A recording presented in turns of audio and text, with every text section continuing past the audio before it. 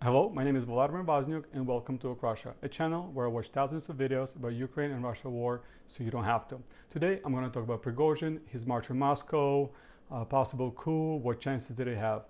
And this is more response to the video by a channel called Task and Purpose. Chris Cappy, great guy, love his videos, great channel, highly recommend it. But this one, he just gets completely wrong. He just doesn't have enough information.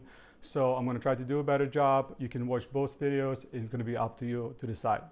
So first things first. Was this a coup? Was this whole march? Did he have a chance? Was this his attempt to overthrow the government? And what were his chances? The simple answer is zero. Prigozhin had no chance to overthrow the government. Could he taken Moscow? Maybe parts of it. He could have went to the Kremlin. But it's same thing as you have a governor of Florida getting a hold of the National Guard and marching on White House. It's just not going to end well. He's going to get killed. Prigozhin knew that. He couldn't maintain the power. He just simply did not have enough support. And the main reason for that, the reason you couldn't do that in Russia, is because Russia is not a military state. It's a police and FSB state. In order for you to maintain power, you got to be in bed with FSB. You got to be in bed with elites. You have to have connections. This is not Banana Republic or one of the countries in Africa, like Iraq, where you have a military guy. I mean, you have the leader, and then you have a military under him, and then society is not, that's well established. Russian politics are way more complicated. There's a lot of things going on in the background. It's a very stable power that Putin developed for almost a quarter of a century. He's an FSB agent. That's who holds the power. There's already people lined up to take power over. So some clown out of Africa is going to show up, blazing guns, telling I'm going to get results done, have few wins, and all of a sudden he becomes the leader of Russia. It's not going to happen. And Prigozhin had no chance. Did he have some popularity? Maybe on TikTok, but overall, he would not be able to either grab the power or maintain it in any way. So I'm going to circle back to it, but now I'm going to start with who Prigozhin was, why people call him the Black Clown or Dark Clown, and what he really stood for. So let's start with when Prigozhin became a man, which was 18. He got 2 years in prison for robbery. Then he gets another sentence, 13 years, from which he only does 10. He did almost total 9 to 10 years in prison from 79 to 89. His charges were robbery, burglary, and recruiting minors for criminal activity, and that gives us a lead on him being a leader. He's definitely a user. He wants other people to do the dirty work, and he claims the credit. That's the kind of man he was. He was just a regular gopnik. A gopnik is the Russian word for a thug. He's the guy who's going to take his, yours, and your friend's stuff. That's the type of man he was. Did he have good qualities to engage in that type of activity? For sure. He was a big guy. He was intimidating. He was loud. He had a criminal background, so he did have some clout in the Russian underworld when he came out of prison, and that's how he got into hot dog business. I'm just try to make you understand that in Russia, especially in the 90s, you couldn't have any business, no matter how good you are, unless you paid somebody. You had to pay the cops, you had to pay the bad guys, you had to pay the mafia and the cops. I mean, and if you knew somebody, you had no competition. So you didn't have to be particular good, you just have to know somebody. If you had a hot dog business, there's nobody else that in the same region could have a hot dog business because you're already paying the guys. There's no possible competitions. Your hot dogs are the only hot dogs that people can come and buy from you. Besides the point, he gets the hot dog business, he's successful, he gets into catering and the restaurant business. And in Russia, in the 90s, if you grew up, Soviet Union, all the big businesses, all the big boys, all the corrupt cops, all the corrupt politicians, everybody came to the restaurant. That's where you celebrated your business. That's when you took your girlfriend. That's where you did the big deals. So if you own an expensive restaurant, you had connections in Russia. And that's exactly what Prigozhin did. He needed some connection. He needed some connection from the political world. He couldn't just he was the thug. It's just straight up convict. He had connection in that world, but with those connections, you can only get so far. He needs to get connection with politicians and cops, and that's what he needs the restaurants for. And it was very effective. That's where he met Putin. He opened up a restaurant, was called New World, Novaya Zemlya. which was most high-end restaurant in St. Petersburg. That's what Putin received Jacques Chirac, leader of France. George W. Bush attended the restaurant, and Putin celebrated his birthday in that restaurant. Prigozhin was also very smart. He knew he could not talk to Putin directly, and he did not met Putin through, like Chris Cappy says, FSB agent Dmitry Utkin, who was a FSB agent, Spetsnaz. He was in charge of the Wagner Group. He did not meet him through him. This guy came later. The way Prigozhin meets Putin, he gets close to his head of security at that time, which was Zolotov. Now he's the director of National Guard, and back then he was only his head of his security. So he definitely, the way Putin operates, he brings loyal people with him. You know, we were at the bottom, now we're here, just like Drake said. Now the whole team here, and that's exactly the motto Putin has. He brings everybody up, and those people don't have to be actually good at what they do. All they need to be loyal. He's gonna put people under them who are just good at what the industry requires, and the loyal person will oversee everything and give Putin's kickback. That's exactly why his whole system operates. That's why exactly he's be able to stay in power for so long, because all around him are loyal people. They're not effective people, but they're loyal, and that's what gives you stability. That's why you could not overthrow Putin. So after he gets into the catering business, he supplies all the schools in St. Petersburg with food. But like I mentioned before, you don't have to be good. You just have to have the contracts. And then we can see that Prigozhin gets a lot of lawsuits. You can see the parents complain about the quality of the food go down. Then eventually Prigozhin gets into fight with some politician in St. Petersburg, and that's where he gets moved in to Moscow. But he already has connection with Putin. He has some kind of communication with him, especially from his catering business.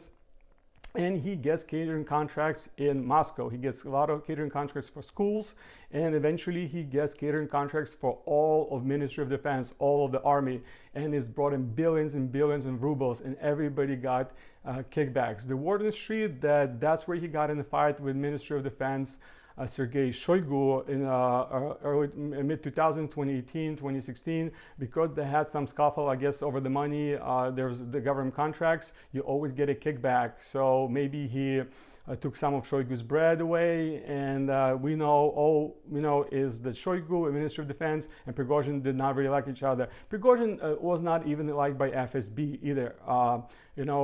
He was kind of tolerated because he was loud. He was a competition. He did not have too many friends in politics, and I think that's what he was salty about. He was always trying to become elite, a part of elite, and he was never part of elite. He was nobody. His name was nobody. He was nobody, and his name was no one. Like, nobody cared about Prigozhin in Russian elite and the power. He was not even on the map. He was just some random thug running around in Africa, shooting people, covering for Putin. What really got Prigozhin on Putin's good side is his troll farms. In early 2000, mid-2000, 2010, he hired some people, created this pretty much internet cafe where he paid people to post comments and do all kinds of things online that benefit Vladimir Putin. And Putin likes that stuff. Like, that's the way he operates. You have his employees come up with these schemes, and they offer it to him, and they go like, look what I did. And if they invest their money, it's even better. And then the government jumps after him. So that's exactly what happened. He created this whole troll farm. It blew up. Putin saw potential in it. They liked it. And that's why he proved his loyalty and got even more brownie points. That's exactly why he gets put in charge of the Wagner Group.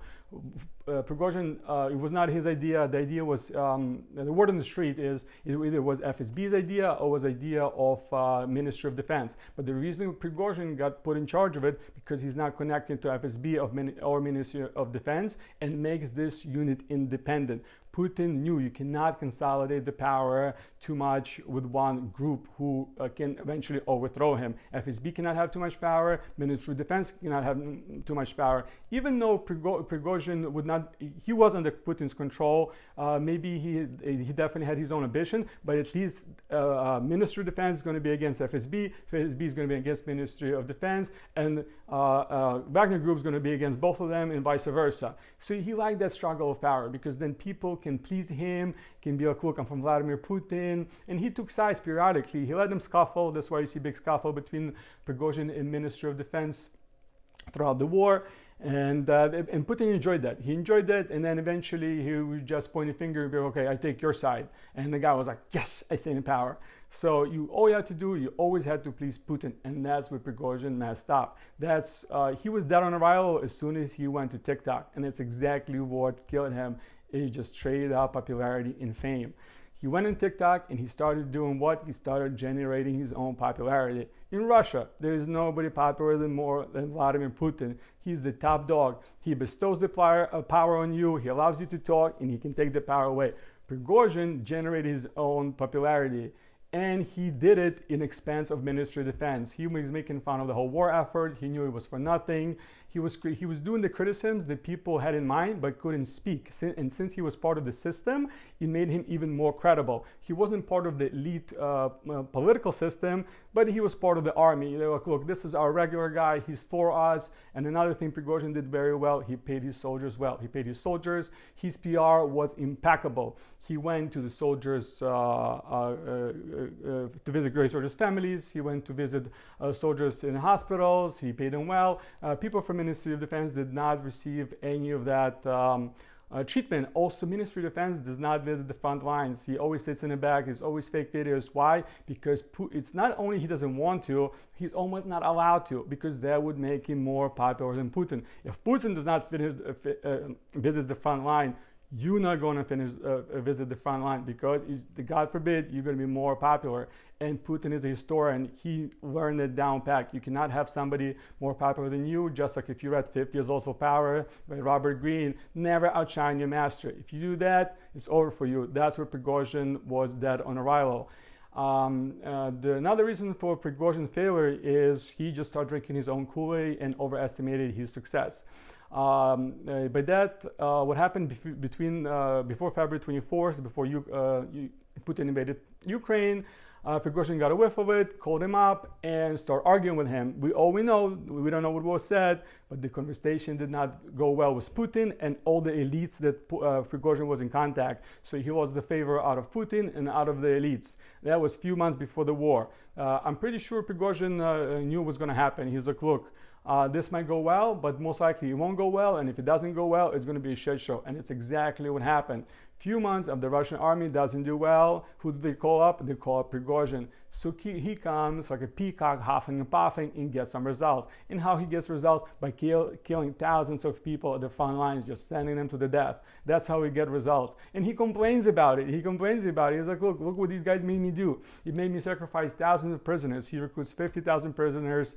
Majority of them die in the front lines, trying to take Ukrainian positions, and bam, he used that to criticize American army, that too. He used to criticize Russian Ministry of Defense, Russian army. He's like, look, I'm a doer, Putin needs me. He gets a surge of power, he goes on TikTok, he talks, he gets views, he becomes popular, he thinks people are listening to him. But realistically in Russia, nobody cares. What Prigozhin is, he's just a band-aid.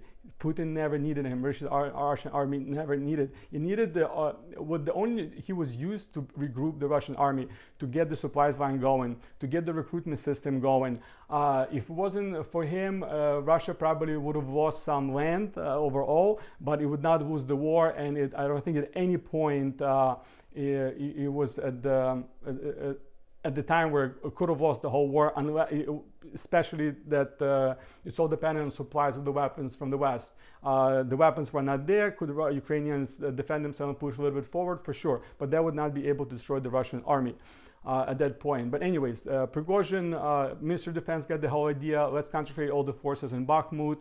We're going to be able to easily to resupply that. Ukraine's going to have to do the same, and it's going to buy us some time. That's exactly why in the beginning there were talks of peace, but they were all fake talk. All Russia needed did not want a peace. All they needed is to take a break. They were offering that before the New Year's. They said, look, let's take a break, because they needed to resupply the troops, get their pretty much stuff together, because their whole thing they expected to be only 3 days, and bam, it's become a two-year war at least. And I think the war is going to continue for 7 more years, but that's already another topic.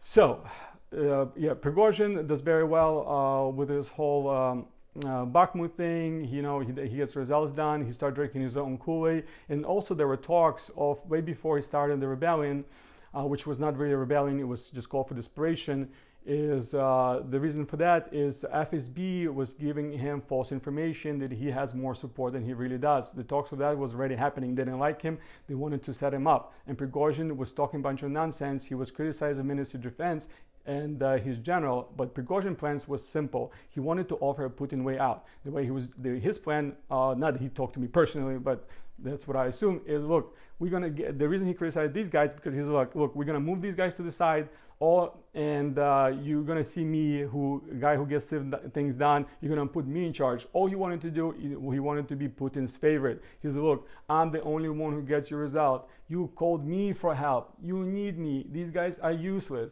But he didn't realize that these guys were loyal. Putin knew they were useless. They were not the masterminds. They were just executioners, just like Prigozhin was. He was just a tool. He was used as a tool, and then eventually he would be expendable. He was expendable because he knew it was too much. He was involved in too much. He was just a front for Wagner Group. He was not in Africa the whole time. He had a catering business. He has a construction business. He has one in Moscow. He has one in in St. Petersburg. You couldn't run that if you're in charge of Wagner Group. Dmitry Utkin, who was Spetsnaz and FSB agent or GRU agent, was definitely running the whole Wagner Group. Prigozhin was more like a CFO. He was overseeing it, taking the payments, paying people out. He was the front person. Even though he was denying being part of it, he was the front person. If things went down, something happened, Prigozhin would have taken the fall, and he could not be connected to Ministry of Defense or FSB. That's exactly why he was in charge of Wagner Group in that sense. So Prigozhin feels the power, and he started making a lot of money with prisoners by giving them amnesty and pretty much killing them on a battlefield. But that made the Ministry of Defense jealous, and the whole army jealous, and the elite jealous, and FSB, whoever was in charge of prisoners, because there's a lot of money with issues for those prisoners. So Ministry of Defense was like, okay, now we're gonna get those prisoners under our control. We're gonna control the funds and how much funds those prisoners get paid, if any at all, because a lot of them got paid for many weeks after they died. Prigozhin, that was the beginning of his fall. That was the first sign. It's over for you. We just used you up. You're becoming too popular. We got to get rid of you. You just straight up dangerous. They took away his ability to recruit prisoners, and then in Russia, Wagner is not illegal. But what is illegal is to hire mercenaries. So he couldn't hire mercenaries. Then, in Parliament, they had a law proposed to legalize hiring mercenaries. So his Wagner Group would be legal in Russia, but it did not pass. That was a sign it was over for him. So after that, he had to sign a contract with all of his troops had to sign a contract with the Ministry of Defense, and that would completely alleviate him of power, any type of power. All his troops would be taken away and not under his control, and he knew it was over. It was just a matter of time until he gets killed. Also, he lost all contact with Putin, so he couldn't negotiate with him. He couldn't talk to him. He couldn't explain anything to him. That's why he was so loud. That's why he was actually cursing the Ministry of Defense out. He's like, "Where's my supplies?" He had supplies. He had more supplies than the rest of the army, but he still was complaining because that was his way of grabbing the attention. And at one point, he actually called Putin an old grandpa, which was another big mistake. But that was just another nail in his coffin. He was that way before. Putin, having faced opponent in his 20 years of reign, he knows what it's like to eliminate his opponents before they become powerful. Did Prigozhin wanted to take over some type of power maybe in the future? Yes. Did he want to be close to Putin? Yes. That's why Putin did never talk to him, even until the last moment when Prigozhin was 120 miles from Moscow. Putin did not speak to him directly, at least over media, or there was no talk that he actually did, because he did not want to legitimize him. For him, this was just another convict. This was just another thug out of control who went against the power. What Prigozhin wanted to do, I'm pretty sure Prigozhin wanted to negotiate and stop the war. He knew this is not going to go well. That's why he blamed Ministry of Defense. He's like, look, Ministry of Defense in general, they tricked Putin. You know, they gave him the false information. I'm going to come in and I'm going to mediate that. But what he didn't realize, that Putin doubled down. He didn't say they tricked me. He said, look, we had to do a preemptive strike. Even though we invaded Ukraine, Ukraine and NATO was about to invade us. So we're doing exactly what we were supposed to do. He couldn't stop the war because the results were atrocious if he does. He has to continue that. So pretty much that's what Chris Cappy gets right, that Prigozhin was forced to go, but it was not march of rebellion, it was march of desperation. He had no choice. At that point, this was his army was his only leverage, and that was taken away from him. So by him showing, he wanted to show Putin that he can get things done. I don't think he would invade Moscow, or even if he did, like I said, he would get killed within hours or days by a sniper or something. It was just a matter of time, or by helicopter or by the airplane. It's just he would get killed, and he knew that. This was more this was the call for Putin to talk, and he got what he wanted. He got some conversation. He thought he got the result that he wanted, but he really didn't, and he ended up being killed. He was getting killed regardless at that point, no matter what he did. At the point when he spoke against the Putin, he spoke the truth. He spoke, you know, he was more closer to people. Putin and Shoigu, they are too far away from people. They're not relatable anymore. What Prigozhin did, he started being relevant to people. The average guy related to him in some sense. But mostly he got support from people who thought Putin is not doing good enough of a job. And look, Prigozhin is going to come, he's going to be more harsh, he's going to get results. That's why people supported him, but maximum had 20% of population support. Otherwise, he couldn't take the power, he did not have power, he was not part of the elite. He was just a bright star that got lit up real bright for a few seconds and then went down right into the ocean. And that's all it is. He was used, he did his job, and now he's dead. That's it. So maybe I'm going to do more videos about something else, but this was a video about Prigozhin and his so-called coup, and enjoy your day. Bam. Ooh.